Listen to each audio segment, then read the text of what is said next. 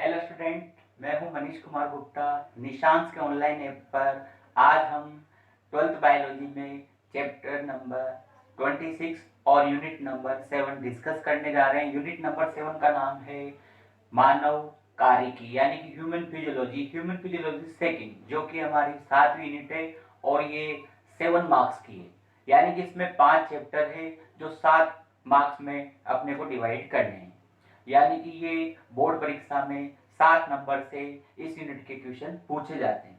तो आज हमारा जो पहला जो टॉपिक है वो है लेसन नंबर 26 का नाम है मानव का तंत्रिका तंत्र। मानव के तंत्रिका तंत्र में भी हम सबसे पहला जो हमारा टॉपिक आज अपन डिस्कस करने जा रहे हैं वो है तंत्रिका तंत्र। तंत्रिका तंत्र आप लोगों ने बहुत ही अच्छे ढंग से सुन रखा होगा स्टूडेंट, ये बहुत ही इंपॉर्टेंट टॉपिक है।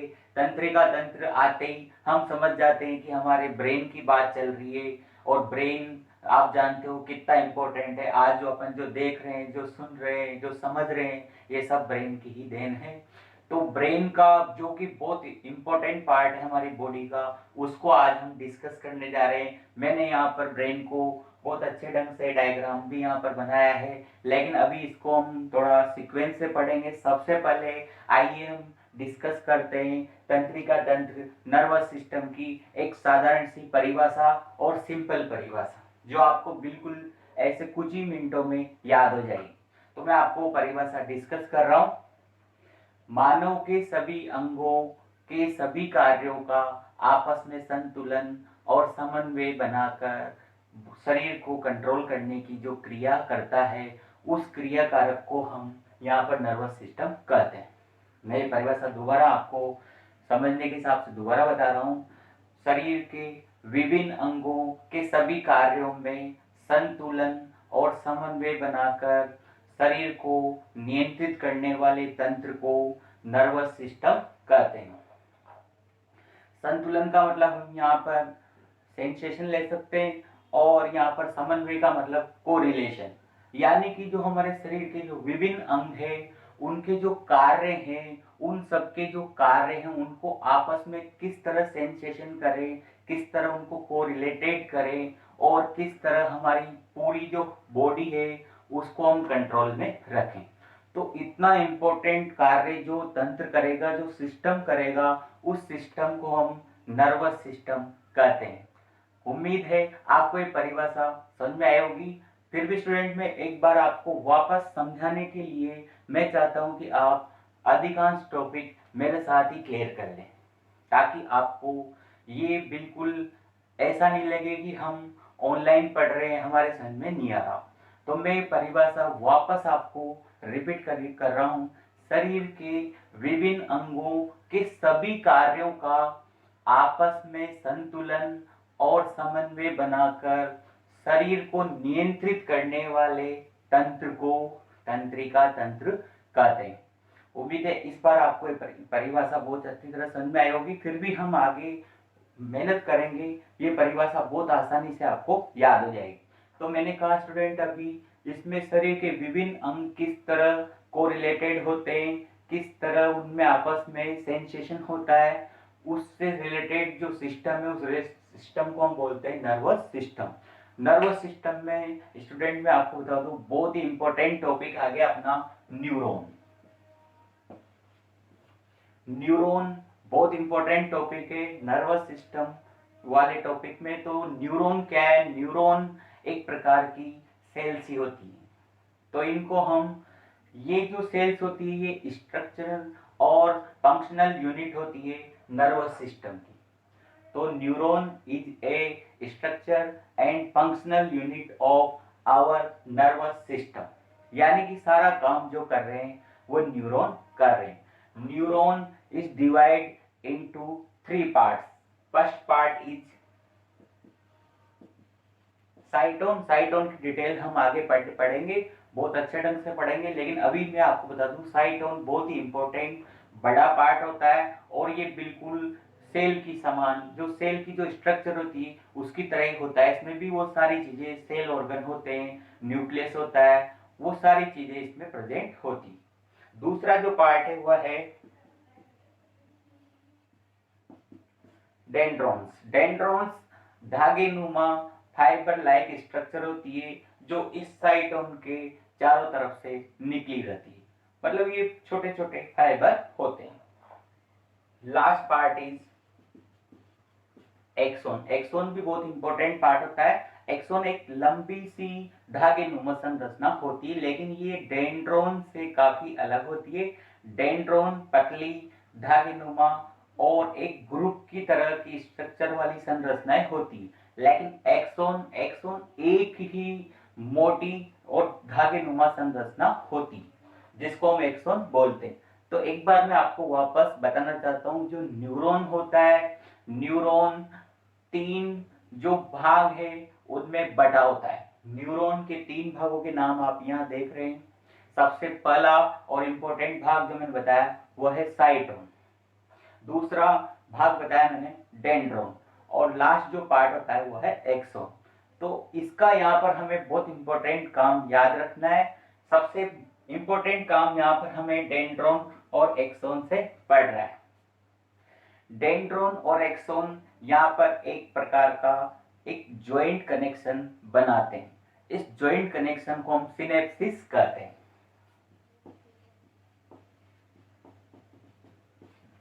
सिनेप्सिस क्या है स्टूडेंट, मैं बता दूं आपको कि एक न्यूरॉन के जो डेंड्रोन है वो दूसरे न्यूरॉन का जो एक्सोन है इसके साथ अटैचमेंट बनाते हैं। इस अटैचमेंट को ही हम यहाँ पर सिनेप्सिस कहते हैं। तो सिनेप्सिस बहुत ही इंपॉर्टेंट चीज है। न्यूरॉन कभी भी आपस में डायरेक्ट जुड़े हुए नहीं होते। ये सिनेप्सिस ही एक ऐसी क्रिया है जिससे जो ट्रांसमिशन है, जो सूचना है, वो एक न्यूरॉन से दूसरे न्यूरॉन तक जाती। मैं आपको एक बार फिर सिनॉप्सिस के बारे में क्लियर कराना चाह रहा हूं।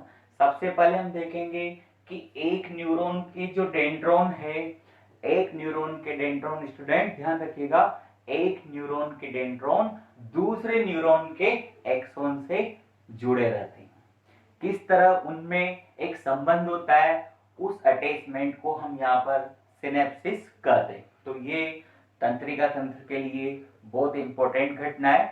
तो स्टूडेंट हमने देखा कि न्यूरॉन संरचनात्मक और क्रियात्मक इकाई है किसकी, नर्वस सिस्टम की। न्यूरॉन के बाद यदि हम इसकी डिटेल हम आगे पढ़ेंगे, इसके बाद यदि हम देखें तो हमारा जो अगला जो टॉपिक है वो तंत्रिका तंत्र का है।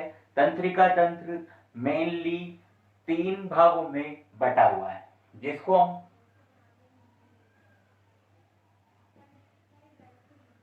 CNS, first is CNS, central nervous system. ये बहुत इंपॉर्टेंट और लार्जेस्ट भाग है अपनी बॉडी का। सीएनएस में मैं बता दूं, इसकी डिटेल अपन पढ़ने जा रहे हैं। इसमें ब्रेन और स्पाइनल कॉर्ड दोनों को अपन इसमें ढंग से पढ़ेंगे। दूसरा जो मेन पार्ट है वह है PNS, peripheral nervous system. Peripheral nervous system देखा जाए तो इसकी जो उत्पत्ति हो रही है, ओरिजिन है, वो सीएनएस से ही। सीएनएस में हमने अभी डिस्कस किया था कि ब्रेन और स्पाइनल कॉर्ड दोनों को इसमें रखा गया है। तो ब्रेन और स्पाइनल कॉर्ड से जो न्यूरॉन निकल रहे हैं वो पूरी बॉडी में फैल रहे हैं। ब्रेन और स्पाइनल से निकलने वाली जो तंत्रिकाएं हैं, जो न्यूरॉन है, वो पूरी बॉडी में फैल रही है। तो इसीलिए इस सिस्टम का पड़ गया पीएनएस, पेरिफेरल नर्वस सिस्टम। यानी कि जो हमारी पूरी बॉडी में फैला हुआ है, हम हर जगह इसको देख सकते हैं, महसूस कर सकते हैं। देख नहीं सकते, महसूस कर सकते हैं। तीसरा और जो लास्ट पार्ट है वह है एएनएस, ऑटोनोमस नर्वस सिस्टम।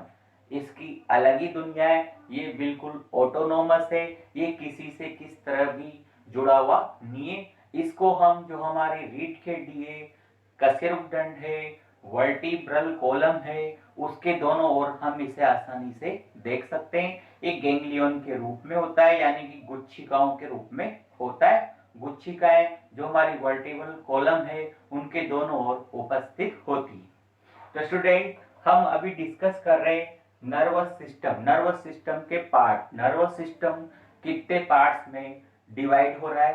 तो nervous system divide into three main parts. First part is CNS, second part is PNS and last third part is ANS। इनकी हमने थोड़ी थोड़ी डिटेल पढ़ी अभी, लेकिन फुल डिटेल के लिए हम सीक्वेंस से पढ़ना चाह रहे हैं। तो हमारा जो नेक्स्ट जो टॉपिक है वो है CNS। CNS की डिटेल बहुत ही अच्छे ढंग से दी गई है। हम यहाँ पर CNS में जो हमारे सिलेबस में दिया हुआ है वो सारा हम यहाँ पर डिस्कस करने जा रहे हैं। मेरा उद्देश्य ये है कि आधी से ज्यादा चीजें आपको इसी क्लास में क्लियर हो जाए और आपको बुक या जो हमारे नोट्स हैं उनको देखते ही फटाफट आपको पूरा टॉपिक क्लियर हो जाए। तो सबसे पहले हम CNS डिस्कस कर रहे हैं। CNS में हम डिवाइड करेंगे इसको मेनली टू पार्ट्स में।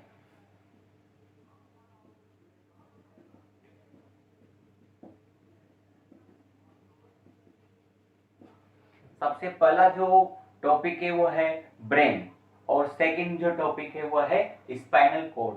तो CNS divide into two parts. First part is brain and second part is spinal cord. Brain के बारे में बता दूं स्टूडेंट, ब्रेन बहुत ही इंपॉर्टेंट और सबसे ज्यादा इंपॉर्टेंट ऑर्गन है हमारी बॉडी का। It is a softest organ in our body. ये बहुत ही कोमल होता है और शरीर का सबसे कोमल अंग भी ब्रेन को ही माना गया है। ब्रेन का वजन मैं आपको बता दूं 1.5 किलो के लगभग होता है। 1.4 kg ब्रेन का वजन है। साथ ही ब्रेन के बारे में आपको बता दूं, ब्रेन जो है हमारा जो क्रेनियम है, क्रेनियम जो है पार्ट ऑफ स्कल, उसके अंदर ये सेव रहता है। It protect inside cranium of skull. Skull में बता दो आपको, स्कल जो हमारी खोपड़ी होती है उसको स्कल बोलते हैं। उस खोपड़ी में यहाँ पर एक क्रेनियम है। क्रेनियम हड्डियों का बना हुआ एक बॉक्स है। उस बॉक्स में हमारा जो ब्रेन है वो सुरक्षित रहता है। तो स्टूडेंट ध्यान रखना, ये ब्रेन की लोकेशन है, ये ब्रेन की हमारे शरीर में स्थिति है। ब्रेन हमारे शरीर में कहाँ रहता है? तो हमारे जो स्कल है, स्कल जो अभी मैंने बताई खोपड़ी जिसको हम कह सकते हैं, उस स्कल में जो क्रेनियम है, क्रेनियम मैंने बताया जो हड्डियों का एक बॉक्स बना हुआ है, उस बॉक्स में हमारा ब्रेन सुरक्षित रहता है। स्टूडेंट मैं आपको बताना चाहता हूं, ब्रेन में जो है उसके ऊपर 3 झिल्लियां पाई जाती है। ब्रेन के ऊपर 3 झिल्लियां हैं। उन झिल्लियों को हम मेम्ब्रेन भी कह सकते हैं, मेनिंजेस भी कह सकते हैं। ब्रेन के ऊपर 3 झिल्लियां हैं। उन झिल्लियों को सम्मिलित रूप से हम मेनिंजेस या फिर झिल्लियां, मस्तिष्क आवरण कहते हैं। उन झिल्लियों के नाम एक बार मैं डिस्कस कर रहा हूं यहां पर।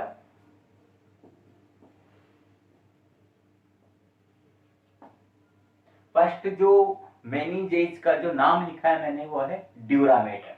Second is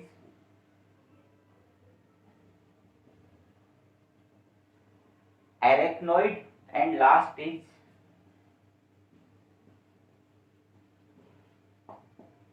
pia mater. तो 3 मेनिंजेस यहाँ पर आपको मैंने बता दी लिखकर। सबसे पहले हम ड्यूरामेटर के बारे में डिस्कस करने जा रहे हैं। Dura mater is most out membrane in our brain. तो ये हमारे मस्तिष्क की सबसे बाहरी झिल्ली है। ये बहुत कठोर होती है और मोटी होती है। ये थिक भी है और यहाँ तक कि ये हार्ड भी है। तो एक तरह से ये रक्षात्मक झिल्ली है। दूसरी बात, इसमें जो कोलेजन फाइबर हैं वो इसमें प्रेजेंट होते हैं। कोलेजन फाइबर वैसे तो हार्डेस्ट फाइबर होते हैं, इसलिए यहाँ पर हार्ड बनी हुई है।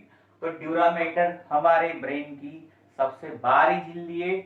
और ड्यूरामेटर की कठोरता का जो कारण है, किस कारण से ये हार्ड है, उसका रीजन है यहाँ पर कोलेजन फाइबर। इसके अलावा यहाँ पर मैं आपको बता दूं, जो सेकंड नंबर की जो हमारी मेनिंजेस है वह है arachnoid. Arachnoid is a middle membrane. और स्टूडेंट इसमें मैं आपको बताना चाहता हूँ, इसमें इलास्टिन तंतु होते हैं और कोलेजन तंतु होते हैं, लेकिन वो बहुत ही पतले और मुलायम होते हैं। तीसरी और लास्ट जो झिल्ली है वह है पायामेटर। पायामेटर इनर मेम्ब्रेन होती है, सबसे भीतरी झिल्ली होती है। और स्टूडेंट मैं इसमें बता दूं, ये बहुत ही पतली होती है, बहुत ही मुलायम होती है, साथ ही ये पारगम्य भी होती, यानी कि ये ट्रांसपेरेंट होती। एक डिस्कस मैं आपसे और करना चाह रहा हूं, यहाँ पर जो तीनों झिल्लियां हैं वो क्या काम करती है।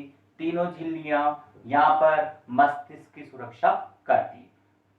और स्टूडेंट इसमें बहुत ही इंपॉर्टेंट बात मैं आपको बताना चाहता हूं कि इसमें CSF